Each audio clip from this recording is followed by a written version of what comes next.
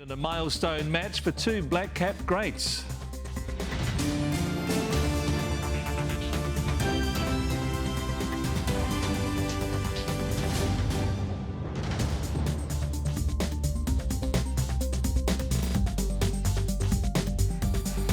Tēnā tātou katoa, good evening. Devastated and heartbroken. They are two words staff and management used as TVNZ confirmed a plan to cut high-profile shows like Fair Go and Sunday. Midday and late news programmes would also go completely, while other departments would lose staff. Staff were told in meetings today, and now the union says it's planning to fight back. Business correspondent Simon Shepherd reports. And more details emerge of the proposed restructure and cuts. Out in the newsroom, a lot of hugs and some tears. The news carries on even if you are the news. One News at midday, one of the programmes to go under TVNZ's proposed restructure. Certainly nobody wants to be a CEO, a leader or a participant in some really hard news like this to share. So I think it would be fair to say that everyone's actually quite heartbroken by it. The planned cuts run deep, including Fair Go, the popular consumer rights program. Its staff said they are devastated by plans to axe the show.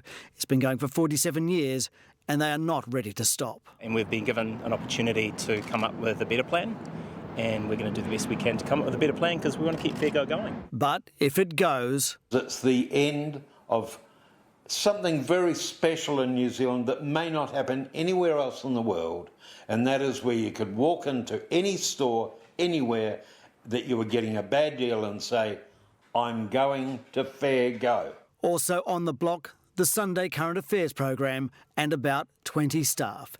In a statement they said, a healthy democracy relies on the ability of experienced journalists to decipher in depth the state of our country and hold power to account. With the closure of Sunday, New Zealanders need to be very afraid because this follows, of course, the closure of Newshub on TV3 as well. Who's there now to protect you, to protect your interests and to keep the politicians honest? And the cuts carry on. As well as the midday news, One News Tonight could cease. And Youth Channel Re-News would see staff numbers halved. All up, 33 news staff and 35 across other departments would go. That's 9% of the workforce. Are you confident that you've looked at every other avenue before this? Absolutely we have. We've looked at every single option available and we'll continue to do that. News staff have 7 days to give feedback and their union says it will fight the proposals. Just rolling out cuts and not having a plan for the future of journalism at TVNZ is no way forward, and that's what needs to happen now. A decision will be made early April. If the restructure goes ahead, come May, some very familiar shows and faces will disappear from living rooms. Well, Simon Shepherd joins us now. Kia ora, Simon. Is this the end of the cuts to TVNZ?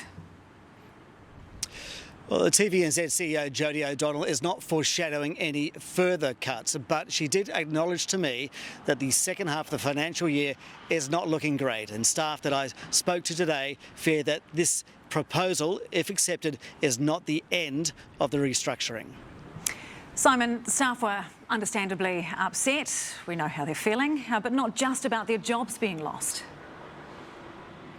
Well, that's right, Sam. I mean, as if it's bad enough to know that your job is on the line. It's also the way in which the information came out. TVNZ was supposed to reveal it on Thursday morning, but there was a leak on Wednesday afternoon.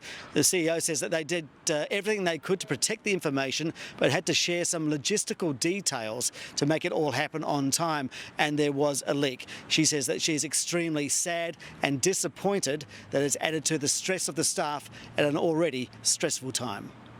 Ngā mihi, Simon. Tēnā koe, thank you.